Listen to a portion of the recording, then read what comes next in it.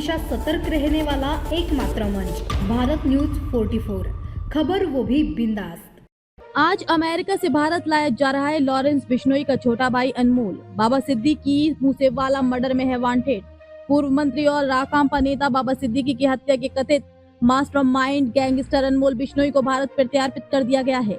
वरिष्ठ अधिकारियों ने मंगलवार को इसकी पुष्टि की। अमेरिकी अधिकारियों द्वारा उसकी प्रत्यार्पण प्रक्रिया पूरी होने के बाद उसके आज बुधवार सुबह लगभग 10 बजे दिल्ली के इंदिरा गांधी अंतर्राष्ट्रीय हवाई अड्डे पर उतरने की उम्मीद है। पूर्व मंत्री और राकांपा नेता बाबा सिद्दीकी की हत्या के कथित मास्टरमाइंड गैंगस्टर अनमोल बिश्नोई को भारत प्रत्यार्पित कर दिया गया है। वरिष्ठ अधिकारियों ने मंगलवार को इसकी पुष्टि की। अमेरिकी अधिकारियों द्वारा उसकी प्रत्यार्पण प्रक्रिया पूरी होने के बाद उसके आज बुधवार सुबह लगभग 10 बजे दिल्ली के इंदिरा गांधी अंतर्राष्ट्रीय हवाई अड्डे पर उतरने की उम्मीद है। दिल्ली पुलिस की कई टीम हवाई अड्डे पर तैनात। अधिकारियों के अनुसार दिल्ली पुलिस की कई टीमों को सुरक्षा प्रदान करने और कानूनी प्रक्रियाएं पूरी करने के लिए हवाई अड्डे पर तैनात रहने का निर्देश दिया गया है। एक वरिष्ठ अधिकारी ने कहा कि दिल्ली पुलिस मुख्यालय में इस बात पर चर्चा चल रही है कि कौन सी एजेंसी उसे औपचारिक रूप से गिरफ्तार करेगी और दिल्ली की एक अदालत में पेश करने के बाद उसे हिरासत में लेगी।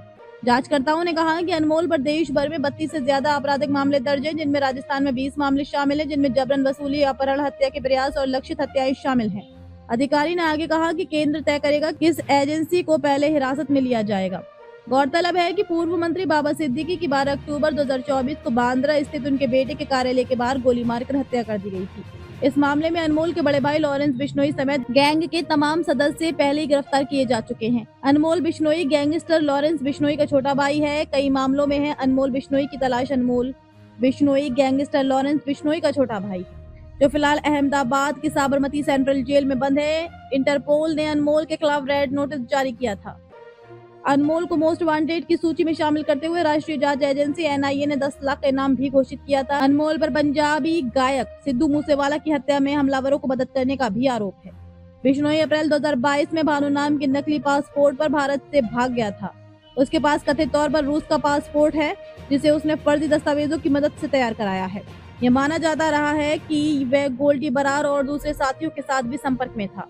बिश्नोई के खिलाफ 18 मामले दर्ज हैं। उसकी वापसी भारतीय एजेंसियों के लिए बड़ी सफलता है, जो बिश्नोई गिरोह के विस्तारित अंतर्राष्ट्रीय नेटवर्क को ध्वस्त करने का प्रयास कर रही है। माना जाता है कि ये नेटवर्क उत्तरी अमेरिका से संचालित हो रहा था। इस साल जून में गोल्डी बरार और लॉरेंस बिश्नोई अलग हो गए थे। ये दोनों पढ़ाई के दौर से अच्छे मित्र थे। अलग होने से पहले दोनों साथ में वसूली, हत्या और ड्रग्स व हथियारों की तस्करी के साथ साथ अन्य अपराधों में संलिप्त थे। दोनों के बीच अलगाव का कारण भी अनमोल ही था। लॉरेंस बिश्नोई को पता चला था कि बरार और एक अन्य गैंगस्टर रोहित गोदारा ने अनमोल की जमानत में मदद नहीं की थी। अनमोल को अमेरिका में जमानत तो मिल गई, लेकिन उसे GPS ट्रैकर पहनकर रहना पड़ता था। गोल्डी बरार से अलग होने के बाद लॉरेंस ने हरियाणा के गैंगस्टर काला राणा के भाई नोनी राणा से हाथ मिला लिया।